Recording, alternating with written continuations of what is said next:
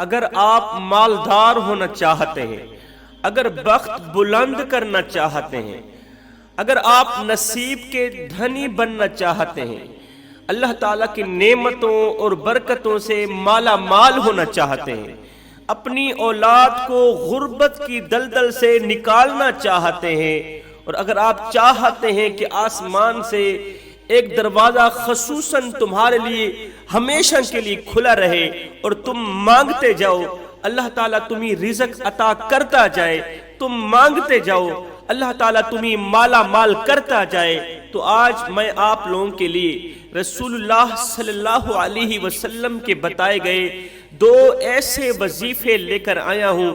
ان وظیفوں نے بھکاریوں کو بادشاہ بنا دیا۔ یہ دو وظیفے پڑھنے سے اللہ تعالیٰ تمہیں اس قدر مالا مال کرے گا، اس قدر رزق وسیع عطا کرے گا کہ بادشاہ بھی تم پر رشک کریں گے، تمہاری امیری پر بڑے بڑے امیر لوگ بھی رشک کریں گے۔ وہ وظیفے بتانے سے پہلے ایک درویش عامل تھے۔ درویش عامل کو ایک بہت ہی پرانا، صدیوں پرانا بوڑھا جن ملا۔ درویش نے اس جن سے پوچھا کہ تو کہاں رہتا ہے؟ اس جن نے کہا کہ میں سمندر کی تہ میں رہتا ہوں۔ اچھا یہ بتا کہ تیری عمر کتنی ہے؟ اس صدیوں پرانے جن نے کہا کہ میری 1600 سال عمر ہے۔ اچھا مجھے سمندر کے تمام رازوں میں سے کوئی ایک راز بتا دے۔ درویش عامل نے جن سے کہا کہ مجھے سمندر کے تمام رازوں میں سے ایک اہم راز بتا دے۔ اس جن نے کہا کہ 7 سمندر ہیں، 7 سمندر کے اندر اللہ تعالیٰ کی مخلوق رہتی ہے۔ یہ مخلوق کھاتی بھی ہے اور پیتی بھی ہے، اور ہر وقت اللہ تعالیٰ کی عبادت میں مصروف رہتی ہے۔ چرند پرند انسان حیوان ہر وقت اللہ تعالیٰ کی عبادت میں مصروف رہتے ہیں۔ ان میں سے ایک راز کی بات بتاتا ہوں۔ کبھی کبھار ایسا ہوتا ہے کہ ایک دم سمندر کے اندر رہنے والی، 7 سمندر کے اندر رہنے والی تمام کی تمام مخلوق ایک دم رونے لگ جاتی ہے۔ یہ رونے کی آواز بلند ہوتی جاتی ہے، یہ چیخ و پکار کی آواز بلند ہوتی جاتی ہے، یہ رو رو کر دونوں ہاتھ اٹھا کے اللہ تعالیٰ سے دعا کرتی ہے۔ یہ مخلوق کون سی دعا کرتی ہے؟ کہتی ہے یا باری تعالیٰ فلاں جو شخص ہے اس کے لیے آسمان سے ایک خصوصاً اور ہمیشہ کے لیے دروازہ کھول دے، آسمان سے فلاں شخص کے لیے ایک دروازہ کھول دے جو ہمیشہ کے لیے کھلا رہے، اور وہ بندہ تجھ سے مانگتا جائے اور تو اس بندے کو عطا کرتا جا۔ پھر کیا ہوتا ہے؟ اللہ تعالیٰ ان تمام مخلوقات کی دعاؤں کو قبولیت کا شرف عطا کرتا ہے۔ قبولیت کا شرف عطا کرتے ہوئے اس شخص کو جس کے حق میں دعا مانگی گئی تھی اس کو مالا مال کر دیتا ہے۔ اس درویش عامل نے پوچھا کہ وہ کون سا شخص ہے جس کے حق میں 7 سمندر کی مخلوق دعائیں کر رہی ہے، اور اس نے کون سا ایسا عمل کیا کہ یہ مخلوق دعا کرنے پر مجبور ہو گئی؟ اس جن نے کہا کہ اس شخص نے 2 وظیفے ایسے پڑھے ہیں، 2 وظیفے ایسے پڑھے ہیں کہ وہ وظیفے سمندر کی مخلوق بھی پڑھا کرتی ہے۔ وہ کون سے 2 وظیفے ہیں ابھی میں تمہیں بتانے والا ہوں۔ حضرت سیدنا موسیٰ علیہ السلام کا زمانہ تھا۔ موسیٰ علیہ السلام کوہ طور کی طرف جا رہے تھے۔ جاتے جاتے آپ نے دیکھا کہ ایک شخص ہے جو ریت کے اوپر بیٹھا ہوا ہے، اور ریت سے اس نے اپنا سطر چھپا رکھا ہے۔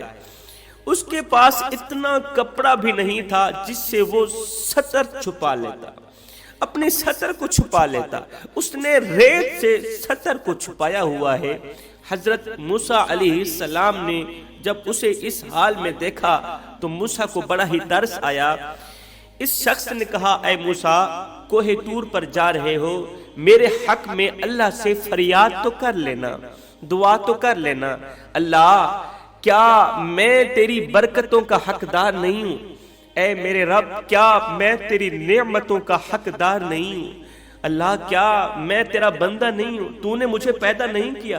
اگر تو نے مجھے پیدا کیا ہے تو پھر دیکھ تمام کے تمام لوگ عیاشیوں والی زندگی گزار رہے ہیں، ایک میں ہوں جو غربت اور افلاس والی زندگی گزار رہا ہوں۔ میرے پاس اتنا کپڑا بھی نہیں جس سے میں اپنا ستر چھپا سکوں۔ اللہ مجھے بھی عطا کرنا، کب تک میں غربت کے دلدل میں پھنسا رہوں گا؟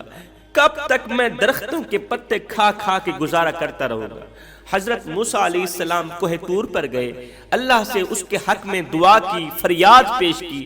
موسیٰ علیہ السلام جب واپسی کی طرف آئے تو موسیٰ نے اس شخص کو کہا کہ اے بندے، اللہ فرما رہا ہے تو میری نعمتوں کا شکریہ ادا کیا کر۔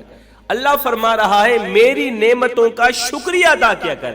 یہ سنتے ہی اس شخص نے کہا اللہ نے مجھے نعمت دی ہی کون سی ہے جس نعمت کا میں شکریہ ادا کروں؟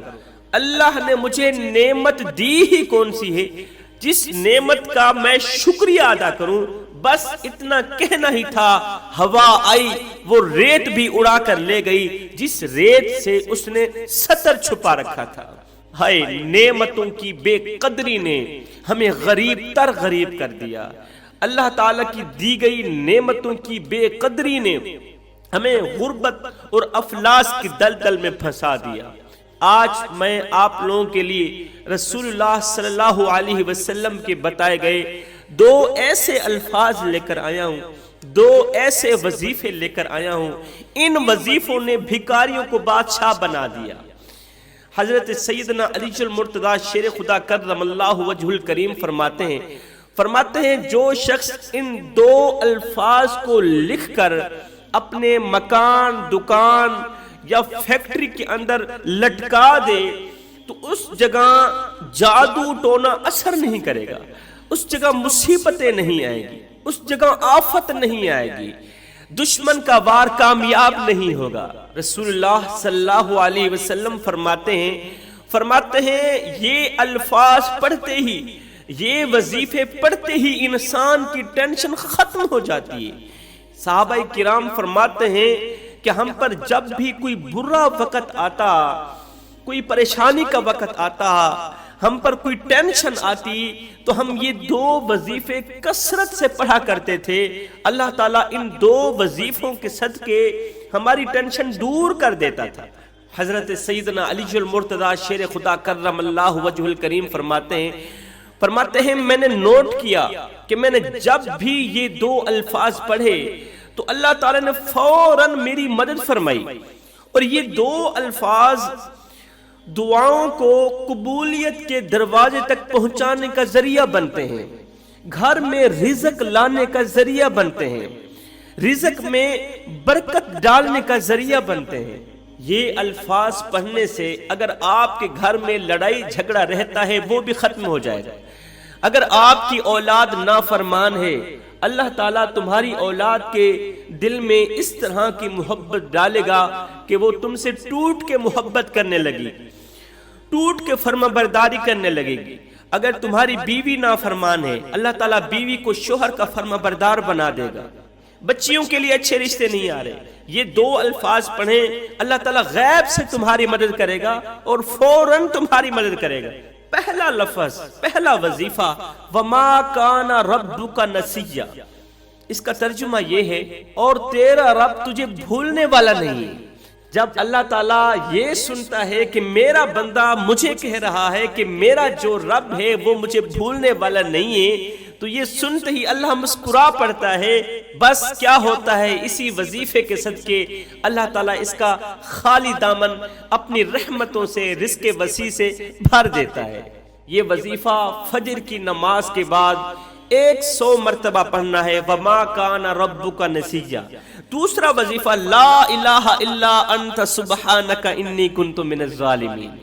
حضرت یونس علیہ السلام مچھلی کے پیٹ سے کبھی نہ نکلتے اگر وہ یہ دعا نہ پڑھتے لا الہ الا انت سبحانک انی کنت من الظالمین۔